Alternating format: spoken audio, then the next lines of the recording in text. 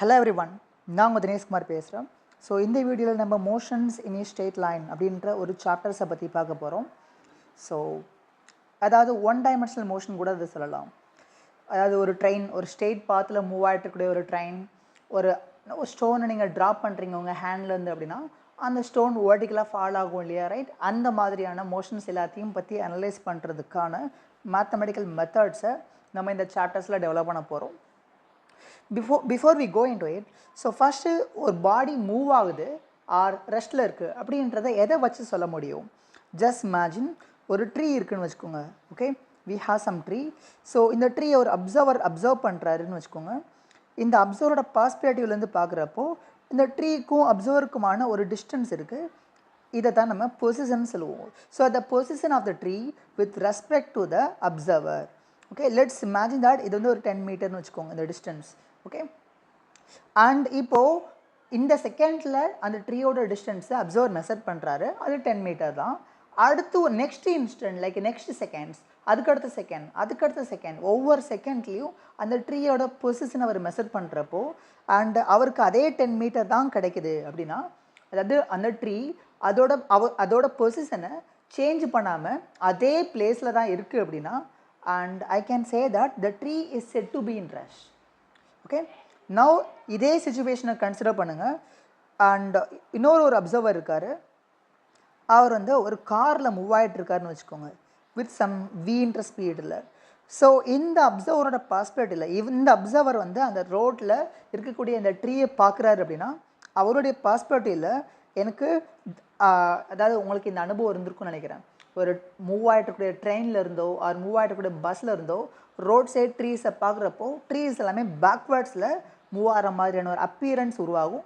Suppose bus வீன்ற வெலாசிட்டியில் move ஆகுதுன்னா பஸ்ஸுக்குள்ளேருந்து நீங்கள் அந்த வெளியே இருக்கக்கூடிய ட்ரீஸ் ரெஸ்ட்டில் இருக்கக்கூடிய ஆப்ஜெக்ட்ஸை பார்க்குறீங்கன்னா பஸ்ஸோட ரிவர்ஸ் வெலாசிட்டியில் எல்லாமே மூவ் ஆகிற மாதிரியான ஒரு அப்பியரன்ஸ் அது கொடுக்கும்.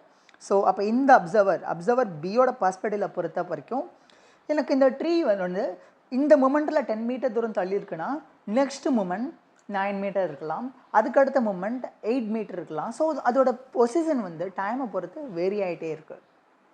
So which means if the position of the object is changing as the function of time we can say that the object is in moving condition. So இதுதான் ஒரு ரெஸ்ட் அண்ட் மோஷனுக்கான important the distinction. And இப்போ இதுலேருந்து உங்களுக்கு ஒரு கிளியரான இன்னொரு விஷயமும் புரிஞ்சிருக்கும். அதாவது சேம் ட்ரீ, ஓகே, அப்சர்வர் ஏக்கு ரெஸ்ட்டில் இருக்க மாதிரி தெரியுது, அதே ட்ரீ அப்சர்வர் பிக்கு மூவிங்கில் இருக்க மாதிரி இருக்குது.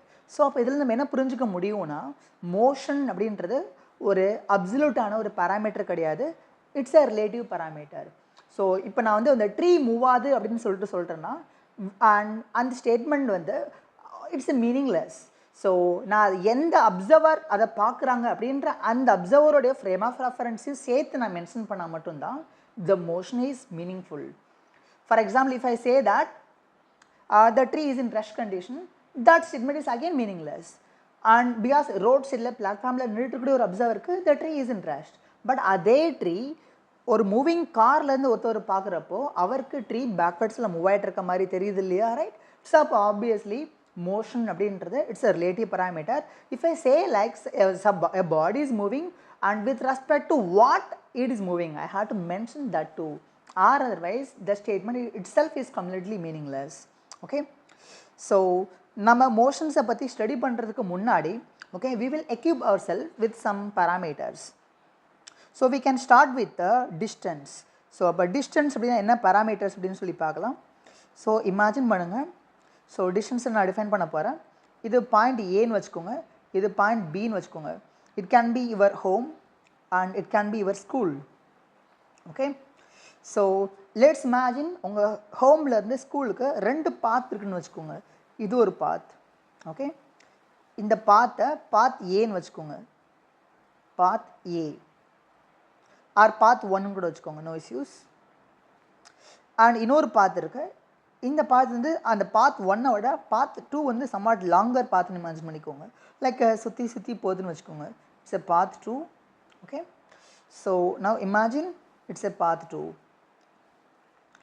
So now you can imagine, suppose இந்த ரெண்டு பாத் இருக்குது உங்கள் ஹோம் அண்ட் ஸ்கூலை கனெக்ட் பண்ணுற மாதிரி. நீங்கள் பாத் 1 வழியாகவும் ஸ்கூலுக்கு போகலாம், பாத் 2 வழியாகவும் ஸ்கூலுக்கு போகலாம். Suppose if you have chosen to go along the path 1, okay, நீங்கள் பாத் 1 வழியாக நீங்கள் ஸ்கூலுக்கு போக டிசைட் பண்ணுறீங்க அப்படின்னா, so and the total length or the total distance or the total actual path length transferred by yourself is actually called as distance.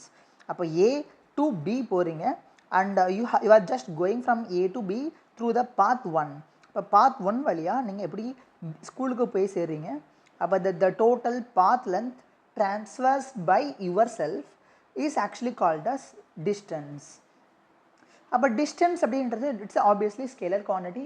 Because நான் இந்த டிஸ்டன்ஸை measure பண்ணுறப்போ சிம்ப்ளி டோட்டலான பாத் லென்த்தை நான் மெஷர் பண்ணுறேன் without considering any direction.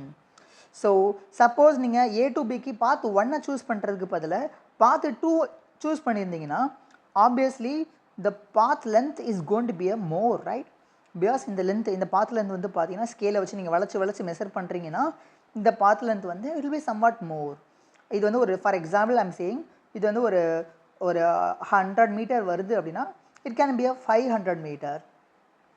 So அப்போ the total path length transfers by the object is actually called as distance.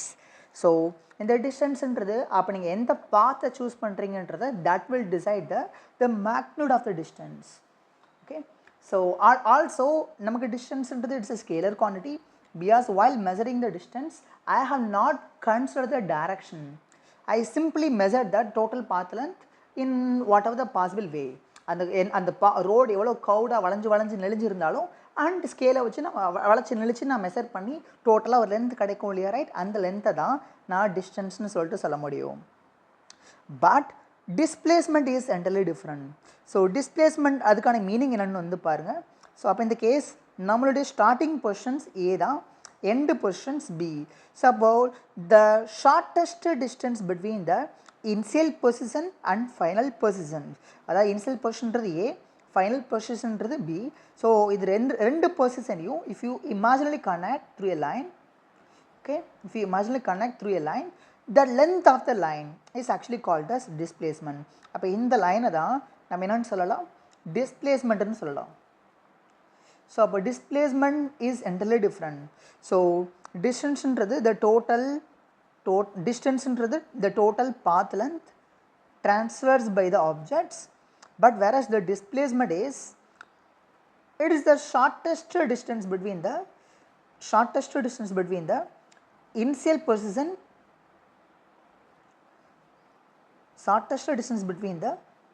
position, and final position. You know that very clearly. ரெண்டு point கிடைப்பட்ட shortest டிஸ்டன்ஸ்ன்றது என்னவாக இருக்கும்? It should be straight line. அப்போ A it's a starting point, B is a final point. இந்த ரெண்டு பாயிண்ட்டையும் நான் இமேஜினரியாக ஒரு line வச்சு connect பண்ணனா அந்த லென்த் ஆஃப் த லைன் தான் டிஸ்பிளேஸ்மெண்ட்னு சொல்லிட்டு சொல்லலாம். எனக்கு ஒரிஜினலாக ஏயும் பியும் கனெக்ட் பண்ணுற மாதிரி இந்த டிஸ்பிளேஸ்மெண்ட் இருக்கக்கூடிய டைரக்ஷனில் ஒரு பாதை இல்லாமல் கூட இருக்கலாம். Can you see that? ஒரிஜினலாக A to Bக்கு போகணுன்னா நீங்கள் எய்தர் பாத் 1 தான் சூஸ் பண்ணணும் ஆர் பாத் 2 தான் சூஸ் பண்ணணும். இந்த இன்பிட்வீனில் ஒரு பாதே இல்லாமல் கூட இருக்கலாம். But even then if somebody ask you to calculate the displacement made by yourself, okay, you should measure this length only. எனக்கு இந்த ரெண்டு ஏபியை ஷார்ட்டஸ்ட் ஒரு இமேஜினரியான லைன் வரைஞ்சி கனெக்ட் பண்ணிட்டு அந்த ரெண்டு பாயிண்ட் கிடைப்பட்ட அந்த ஷார்ட்டஸ்ட் டிஸ்டன்ஸை தான் you should say that as a displacement. So obviously இதில் என்ன புரிஞ்சுக்க முடியுதுன்னா the displacement, I mean whereas the distance is a scalar quantity, I have told you that, because அதுக்கு direction கிடையாது, right? but displacementக்கு direction இருக்கு because this is the starting position, this is the final position. அப்போது நெட்டாக நீங்கள் எங்கேருந்து எங்கே move ஆகிருக்கீங்கன்னா starting to the end you just have moved, so which means this is going to be the direction of the displacement. So நம்ம டிஸ்பிளேஸ்மெண்ட்டை vectorial நோஷன்ஸை மூலமாக குறிக்க முடியும். Because displacement is obviously vector quantity. அதுக்கு ஒரு டைரக்ஷன் இருக்கும் ஸ்பேஸில். அந்த டைரக்ஷன்ஸ் எந்த பக்கம் பாயிண்ட் அவுட் பண்ணியிருக்கோன்னா ஸ்டார்டிங் பாயிண்ட்லேருந்து எண்டிங் பாயிண்ட்டை நோக்கி பாயிண்ட் அவுட் பண்ணியிருக்கோம். So this is what you can imagine. So இதுலேருந்து நீங்கள் இன்னும் நிறைய விஷயத்தை புரிஞ்சுக்க முடியும். ஃபார் எக்ஸாம்பிள் இந்த கேஸை கன்சிடர் பண்ணுங்கள். இது ஸ்டார்டிங் பொசிஷன், ஓகே. அண்ட் இந்த மாதிரி ஒரு சர்க்குலர் பாத்தில் ஒரு பர்சன்ஸ் ஓடுறாருன்னு வச்சுக்கோங்க, திருப்பி அவர் ஸ்டார்ட் பண்ண அதே பிளேஸ்க்கு வந்துட்டார். ஸோ இப்போ starting position and end position both are same. Okay. அப்போ இந்த கேஸ் அவரோட டோட்டல் டிஸ்பிளேஸ்மெண்ட் என்னன்னு பார்த்தீங்கன்னா, the total displacement made by himself. Okay, I can say that. So அப்போ ஸ்டார்டிங் பர்சனுக்கும் எண்டிங் பர்சனுக்கும் எந்த விதமான டிஸ்டன்ஸும் கிடையாது, ஷார்ட்டஸ்ட் டிஸ்டன்ஸும் கிடையாது, பிகாஸ் ரெண்டு பாயிண்ட்டும் ஒன்று தான். ஸோ அப்போ obviously the total displacement is equal to 0 for the closed cycle or closed path. So அப்போ ஸ்டார்டிங் பர்சன் எண்டிங் பாயிண்ட் எங்கெல்லாம் சேமாக இருக்கோ அங்கெல்லாம் the displacement is going to be the 0. I can say that. So now you can also see that இந்த கேஸுக்கு right, இந்த radius வந்து for example 1 மீட்டர்னு வச்சுக்கோங்க. இந்த ரேடியஸ், இந்த சர்க்கிளோட ரேடியஸ் 1 மீட்டர்னு வச்சுக்கோங்க. ஸோ அப்போ இந்த case if I want to calculate the distance made by that persons, okay, I can able to calculate the distance. அப்போ டிஸ்டன்ஸ்ன்றது இதுதான் ஸ்டார்டிங் பாயிண்ட், அப்போ பின்றது தான் எண்ட் பாயிண்ட். ஸோ அப்போ டிஸ்டன்ஸ்ன்றது it's a total path length transverse by the body, right.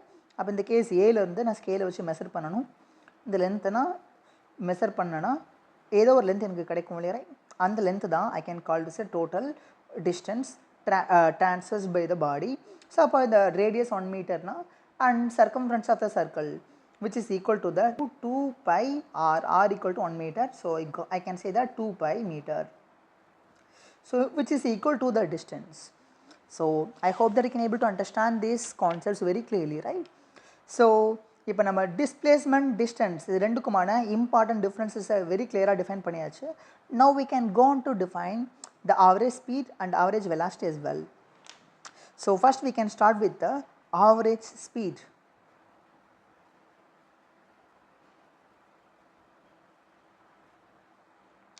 So average speed அப்படின்றது நம்ம இந்த ஆவரேஜ் ஸ்பீடுன்ற இந்த கான்செப்ட்ஸை புரிஞ்சுக்கிறதுக்கு முன்னாடி it's better to have some rough ideas about that. நீங்கள் பஸ்ஸில் போயிட்டுருக்கீங்கன்னா பஸ் எப்போவுமே ஒரே ஸ்பீடில் மூவ் ஆகாது. சம்டைம்ஸ் ஸ்பீட் பிரேக்கர் வரும், ஸோ டிரைவர் பிரேக் அழுத்துவார். அண்ட் சம்டைம்ஸ் ரொம்ப ஃப்ரீ ரோடாக இருக்கும், டிரைவர் ரொம்ப ஃபாஸ்ட்டாகவே போவார். ஸோ அப்போது ஒவ்வொரு மூமெண்ட்டில் வேறு வேறு ஸ்பீடில் ஒரு பஸ் மூவ் ஆகிட்டுருக்கும். நோ இமேஜின் இதுதான் மதுரைன்னு வச்சுக்கோங்க, ஏன்னு வச்சுக்கோங்க, இது சென்னைன்னு வச்சுக்கோங்க. Okay, let's imagine this is the B. இந்த டோட்டல் டிஸ்டன்ஸ் வந்து 400 கிலோமீட்டர்னு வச்சுக்கோங்க. லெட்ஸ் இமேஜின், ஓகே, அப்போ மதுரையிலேருந்து கிளம்பி சென்னைக்கு போய் சேர்றதுக்கு லெட்ஸ் இமேஜின் ஒரு 8 hours ஆகுதுன்னு வச்சுக்கோங்க. ஓகே, ஸோ அப்போ obviously the average speed can be define as, so we average can be define as the total distance traveled by the body and by the time taken by it. So which means அப்போ Chennai to Madurai or Madurai to Chennai ஒரு persons வந்து போகிறாரு அப்படின்னா, and அவர் போகிறப்போ வேறு வேறு லொக்கேஷனில் வேறு வேறு ஸ்பீடில் மூவ் ஆகிருந்திருப்பார். But we don't really care about the instantaneous speed. நமக்கு ஓவராலாக அந்த பர்சன்ஸோட ரேபிலிட்டி ஆஃப் மோஷன்ஸ் எவ்வளோ ஃபாஸ்ட்டாக அது எவ்வளோ ஸ்லோவாக ஓவராலாக மூவ் ஆகிறாரு அப்படின்றத நம்ம கேல்குலேட் பண்ணணும்னா I can make use of this formula தான். இப்போ we average which is equal to the total distance is equal to 400 kilometre. And இந்த 400 கிலோமீட்டரை அவர் கவர் பண்ணுறதுக்கு and he takes some 8 hours of time. So I can say that what,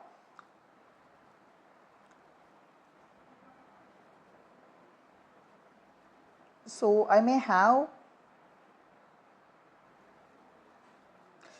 may have like a 50 kilometer per hour. So this is going to be the average velocity of that bus or car.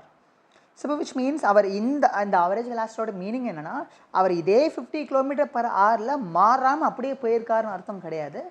So இது வந்து ஓவராலாக அவருடைய அந்த speed அவருடைய ரேபிலிட்டி of மோஷன்ஸை ஒரு quantitative மேனரில் இது indicate பண்ணுது. In other words of saying the same is, அவர் ஒருவேளை ஸ்பீட் பிரேக்கரில் பிரேக் அழுத்தாமல் அண்ட் ஃப்ரீயாக இருக்கக்கூடிய ரோட்டில் ஃபாஸ்ட்டாக மூவ் ஆகாமல் 50 km/h ஸ்பீடில் கண்ட்ரியஸாக 8 hours மூவ் ஆகிருக்காரு அப்படின்னா அவர் 400 கிலோமீட்டரை கடந்திருப்பார் அப்படின்றதான் இதோட ஒட்டுமொத்த ஃபிசிக்கல் மீனிங். ஓகே, அண்ட் இந்த ஆவரேஜ் ஸ்பீடை நம்ம மேத்தமெட்டிக்கலி அதாவது கிராஃபிக்கல் வேல எப்படி ரெப்ரசன்ட் பண்ணலான்னு பாருங்கள். Just imagine. So this is going to be the X coordinate, this is going to be the time coordinate.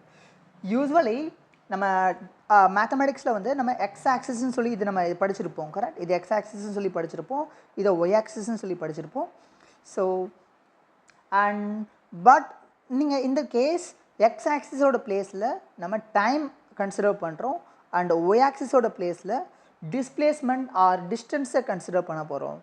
So நான் இமேஜின் இப்போது நான் இந்த எக்ஸ்டி கிராஃபில் ஓகே ஒரு ரெஸ்ட்டில் இருக்கக்கூடிய பாடிக்கான கிராஃப் வரைய போகிறேன் அண்ட் ஒரு யூனிஃபார்ம் ஸ்பீடில் மூவ் ஆகிட்டு இருக்கக்கூடிய ஒரு பாடிக்கான கிராஃபும் வரைய போகிறேன். You can clearly see the differences. Okay now imagine. So இதுதான் ஆரிஜின் வச்சுக்கோங்க. Okay just imagine this is the origin. Okay ஓ அதாவது அப்சர்வரான நான் இங்கே தான் நிற்கிறேன்னு வச்சுக்கோங்க. இப்போ என்கிட்ட இருந்த ஓகே ஒரு 10 மீட்டர் தூரத்தில் ஒரு ட்ரீ இருக்கதான் இமேஜின் பண்ணிக்கோங்க. அதாவது அப்சர்வரான என்கிட்ட இருந்த 10 மீட்டர் தூரம் தள்ளி இந்த இடத்துல ஒரு ட்ரீ இருக்கதா இமேஜின் பண்ணிக்கோங்க. இந்த ட்ரீயோட பொசிஷனை ஏன்னு வச்சுக்கோங்க. ஓகே ஸோ இப்போ அந்த ட்ரீ ஆப்வியஸ்லி மூவ் ஆகலை, அது ரெஸ்ட்டில் தான் இருக்குதுன்னு வச்சுக்கோங்க. அப்போ டைம் எலாப்ஸ் ஆகும். ஐ மீன் ட்ரீ ரெஸ்ட்டில் இருக்கலாம். ஓகே அதாவது ரெஸ்ட்டில் இருக்குன்னு என்ன அர்த்தம், ஸ்பேஸில் அதோட பொசிஷன் சேஞ்ச் ஆகலை, ரைட். பட் ஈவன் டன் ஒரு பாடி ரெஸ்ட்டில் இருந்தாலும் சரி மூவிங்கில் இருந்தாலும் சரி டைம்ன்ற ஒரு குவான்டிட்டி ஓடிட்டு தான் இருக்கும். கரெக்ட். ஃபார் எக்ஸாம்பிள் நம்ம மீன் பூமி நீங்கள் ஏதாவது ஒரு ஸ்டோனை நீங்கள் கன்சிடர் பண்ணுறீங்க அப்படின்னா and even for that stone also the time is still elapsing. So that's why நம்ம மினரல்ஸ் எல்லாமே டிகே ஆகிட்டு இருக்குன்னு சொல்லிட்டு சொல்கிறோம். கரெக்ட். ஸோ விச் மீன்ஸ் இப்போ ஏன்ற இந்த பொசிஷனில் ஒரு ட்ரீ இருக்குது, அது ரெஸ்ட்லேயே தான் இருக்குதுன்னு வச்சுக்கோங்க. இப்போ with respect to observer right, with respect to my self the tree is located at 10 meter away from myself and now what would happen, tree அதே 10 மீட்டர் தூரத்தில் தான் இருக்கும் பட் டைம் என்ன ஆக ஆரம்பிக்கும், டைம் வந்து எலாப்ஸ் ஆக ஆரம்பிக்கும். which means as the time has started to pass, so இது 1 செகண்ட் கழிச்சு, இது 2 செகண்ட் கழிச்சு, இது 3 செகண்ட் கழிச்சு. ஸோ அப்போ 1 செகண்ட் கழிச்சும் அது 10 மீட்டர் தூரம் தள்ளி தான் இருக்குது என்கிட்டருந்து, 2 செகண்ட் கழிச்சும் அது 10 மீட்டர் தள்ளி தான் இருக்குது, 3 செகண்ட் கழிச்சும் அது 10 மீட்டர் தள்ளி தான் இருக்குது என்கிட்டருந்து. So I can say that so the tree has not changed its position. Position means 10 மீட்டர்ன்றதான் அதோட பொசிஷன் லென்த்துன்னு சொல்லலாம், பொசிஷன் வெக்டர்னு கூட சொல்லலாம்.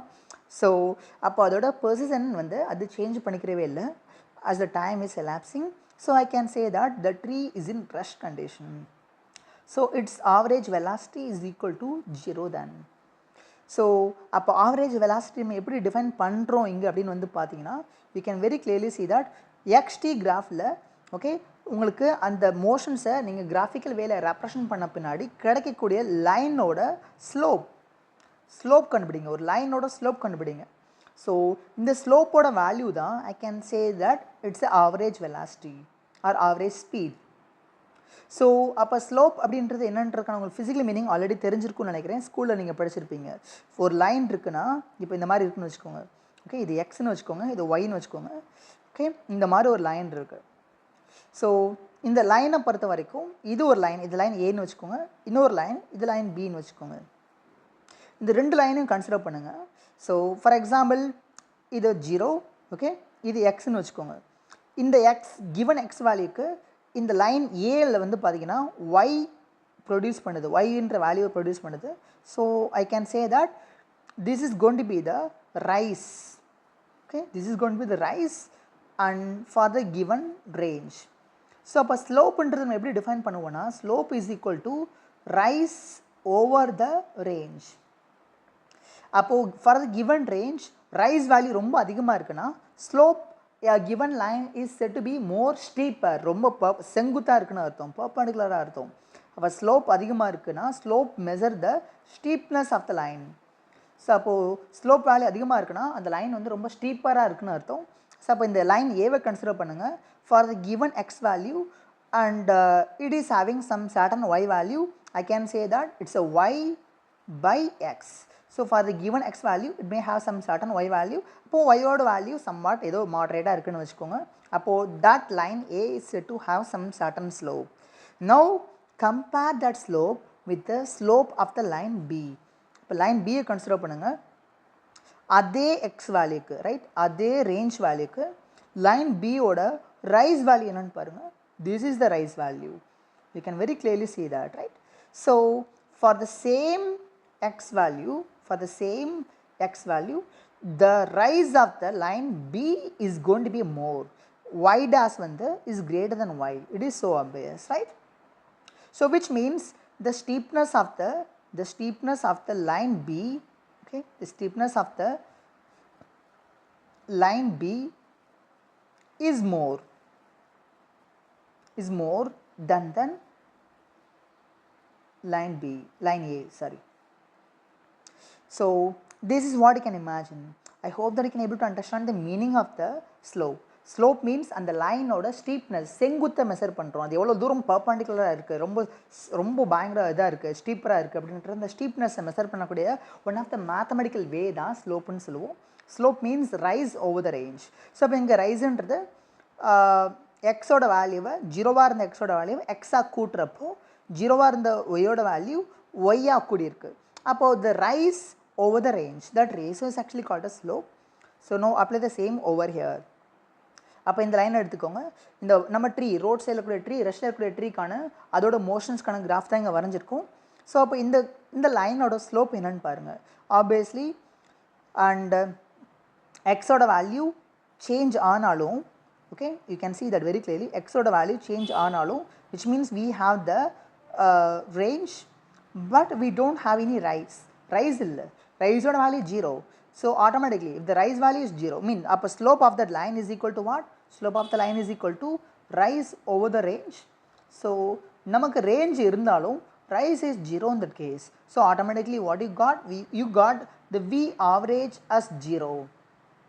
Because நமக்கு distance time graphல இருக்கக்கூடிய அந்த கிராஃபுக்கான ஸ்லோப்பை நீங்கள் வரைகிறீங்கன்னா அந்த slope is nothing but average speed. Is it possible for you to imagine, right?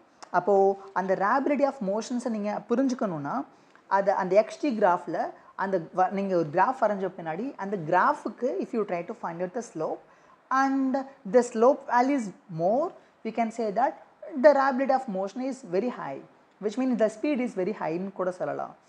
Now imagine this case. Okay, இப்போ இந்த கேஸை கன்சிடர் பண்ணுங்கள். ஓகே, இப்போ இந்த கேஸை கன்சிடர் பண்ணுங்கள். அகெயின் த டிஸ்டன்ஸ் அண்ட் டைம்க்கான கிராஃப் வரைஞ்சிருக்கேன். அண்ட் ஸ்டார்டிங்கில் ஆப்ஜெக்ட் வந்து ஆரிஜினில் இருக்குது. ஓகே, ஸ்டார்டிங்கில் ஆப்ஜெக்ட் வந்து ஆரிஜினில் இருக்குது. டைம் இப்போ எலாப்ஸ் ஆக ஆரம்பிக்குது. ஸோ எக்ஸாக்ட்லி 1 செகண்ட் ஆன பின்னாடி ஆப்ஜெக்ட் வந்து ஸ்பேஸில் 1 மீட்டர் மூவ் ஆயிருக்குன்னு வச்சுக்கோங்க. Let's say that 2 metre move ஆயிருக்குன்னு வச்சுக்கோங்க 1 செகண்ட் முடிஞ்ச பின்னாடி. ஸோ அப்போ now this is the current position. So இப்போ 2 செகண்ட்ஸ் ஆன பின்னாடி லெட்ஸ் இமேஜின் அது 4 மீட்டர் மூவ் ஆயிருக்குன்னு வச்சுக்கோங்க. So this is the new positions now. 3 seconds ஆன பின்னாடி ஓகே இப்போது 6 மீட்டர் மூவ் ஆயிருக்குன்னு வச்சுக்கோங்க.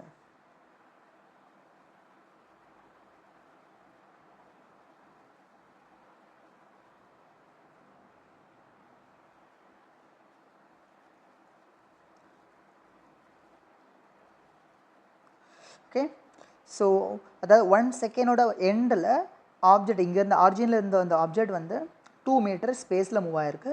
அண்ட் 2 செகண்டோட எண்டில் அண்ட் 4 மீட்டர் மூவ் ஆயிருக்கு ஃப்ரம் த ஆரிஜின். அண்ட் 3 செகண்டோட எண்டில் அது 6 மீட்டர் மூவ் ஆயிருக்கு. நம்ம 1 டைமென்ஷனல் மோஷன்ஸை பற்றி மட்டும்தான் இங்கே அனலைஸ் பண்ணிட்டுருக்கோம்.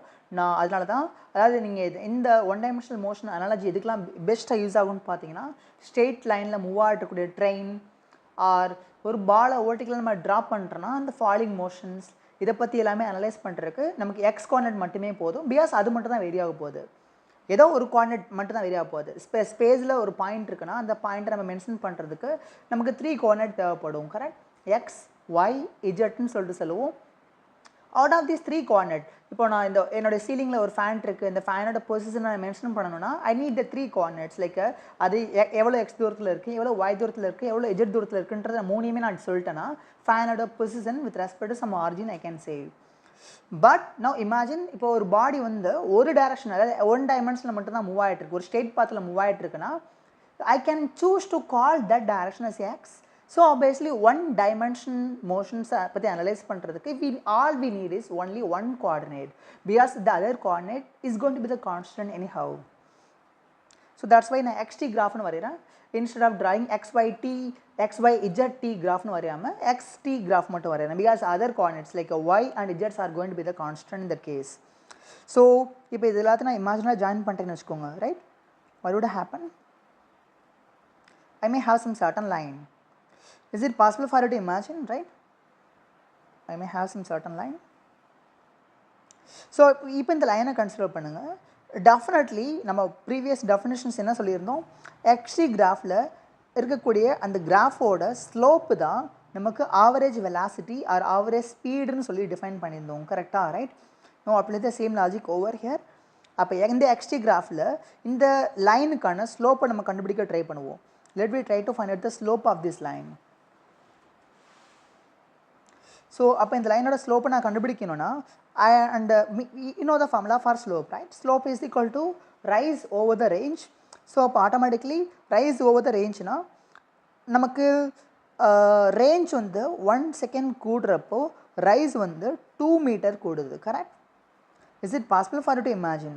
So obviously I can say that slope of this line is equal to rise over the range, okay, and rise is equal to 2 meter and range is equal to 1 second.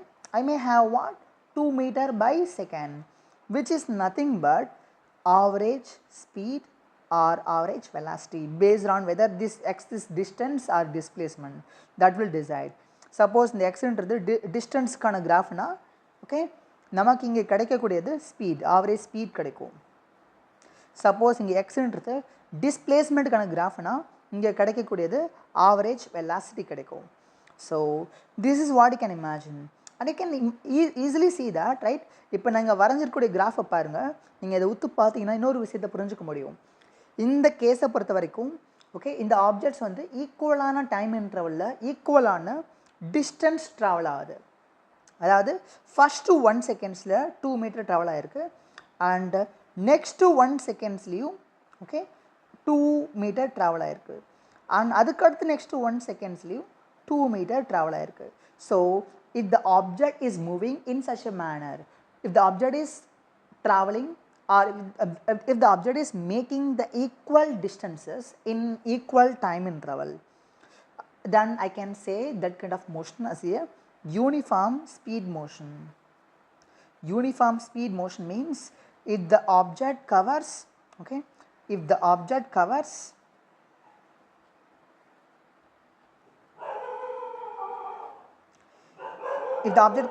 equal distance in equal time interval,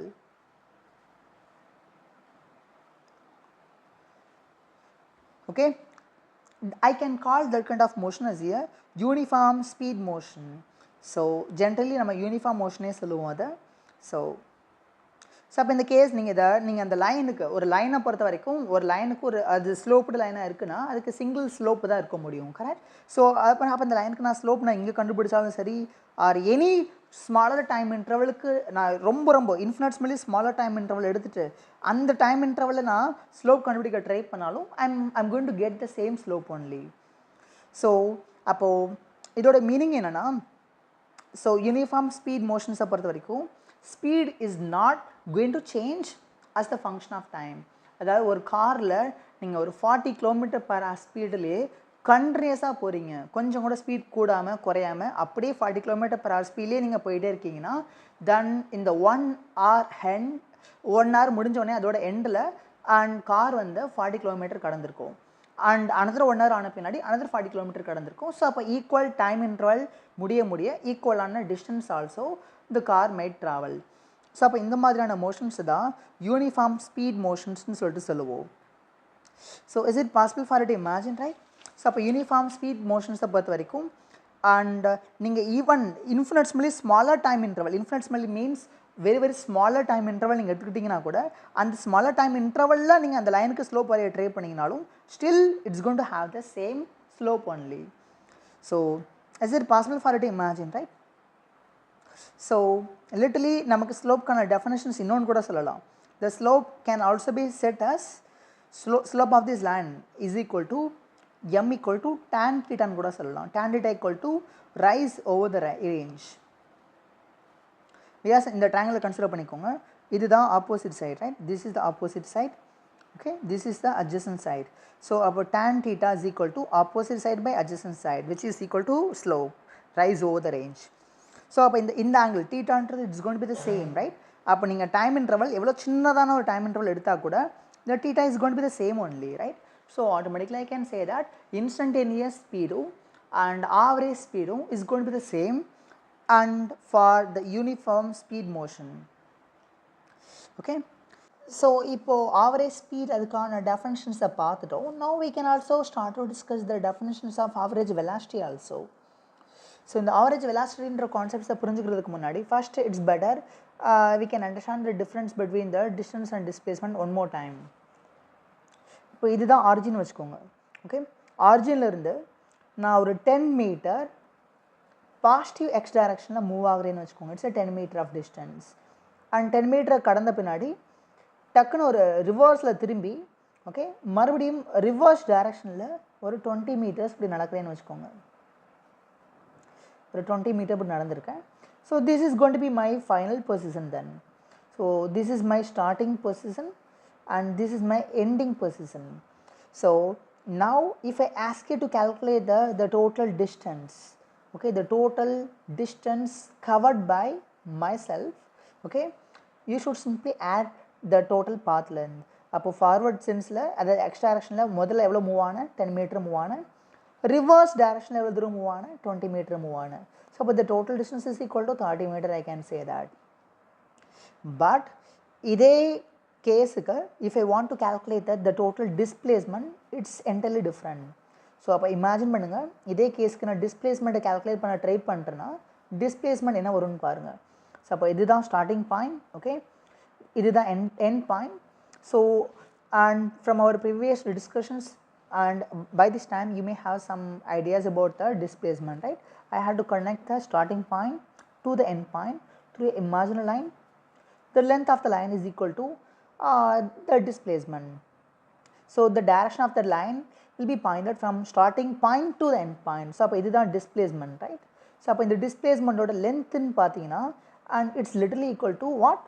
இதுதான் origin. So originல இருந்து இந்த பக்கம் 10 meter தள்ளி இருக்கு. So it's a minus 10 meter. I can say that the total displacement made by myself is equal to minus of 10 meter. So இதுலேருந்து உங்களுக்கு ஒரு கிளியரான ஒரு விஷயம் புரியும். Distance can be a positive only. It can be a positive only. It cannot be a negative. But whereas the displacement, it can be a positive as well as it can be a negative because it depends on the direction of the motion.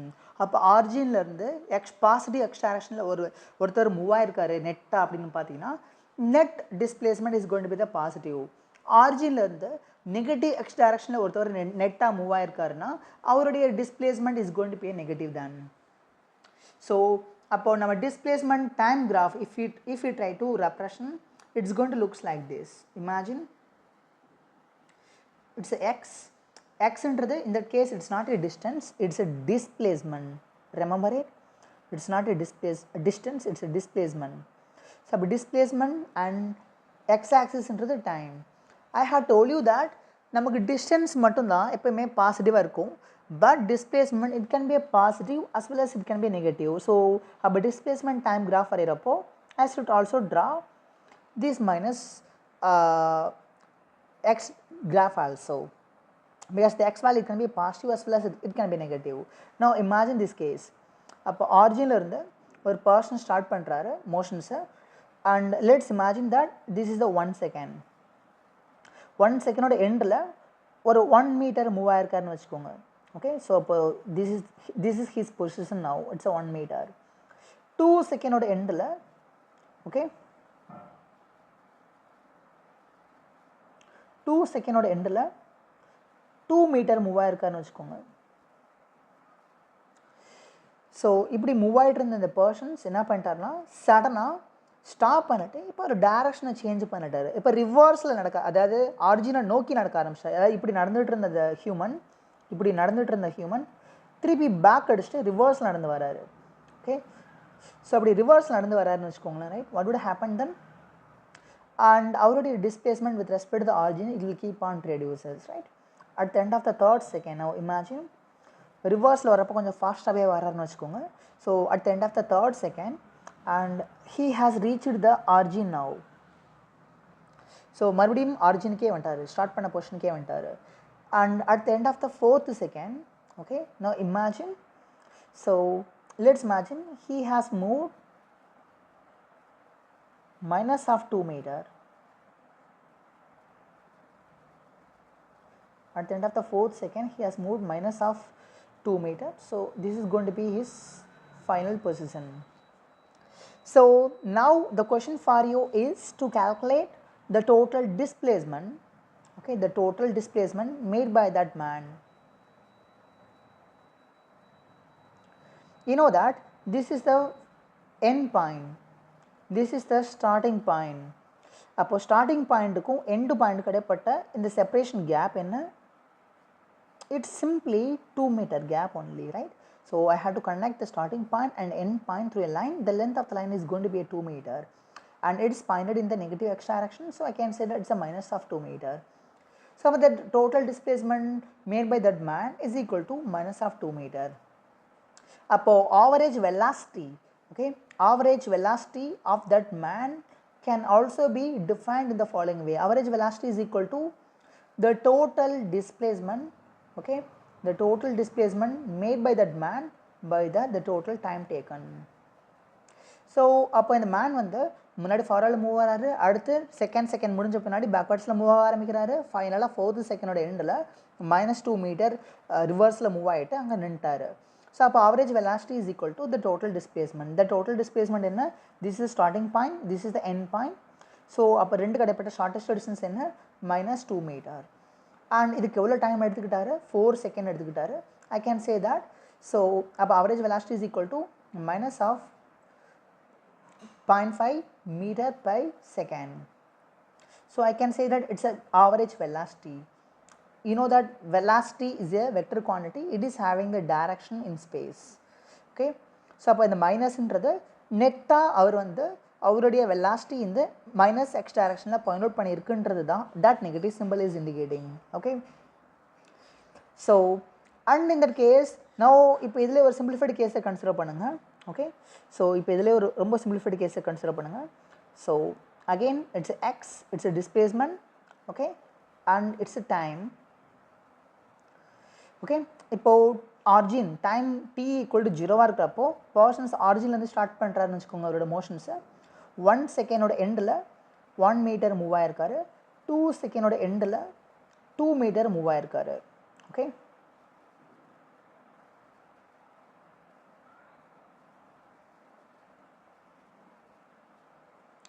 And third second எண்டில் just matching third second எண்டில் மறுபடியும் ஆர்ஜின்கே வந்துட்டாருன்னு வச்சுக்கோங்க. So now imagine if I connect these data points to a line, I can have something. So அப்போ இந்த கேஸை பொறுத்த வரைக்கும் the total displacement என்ன? The total displacement is equal to, this is going to be my starting point, this is going to be my end point. So அப்போ starting point origin தான், end point origin தான். அப்போ there is no distance between the starting point and end point, there is no shortest distance between them. So it's going to be the, I mean in fact both are same points only, right? So about the total displacement is going to be the 0. I can say that about average velocity for the whole journey is equal to the total displacement by the total time. The total displacement itself is 0 by any time is equal to 0 only. I can say that. So average velocity is also going to be the 0 then. So I hope that you can able to understand these concepts very clearly, right? So up average velocity, average speed, இதுக்கான இந்த distinctions உங்களுக்கு clear-ஆ புரிஞ்சிருச்சு அப்படின்னா, and in the next class, right, we can define the instantaneous velocity and instantaneous speed as well. So with that we can wind up. Thank you so much.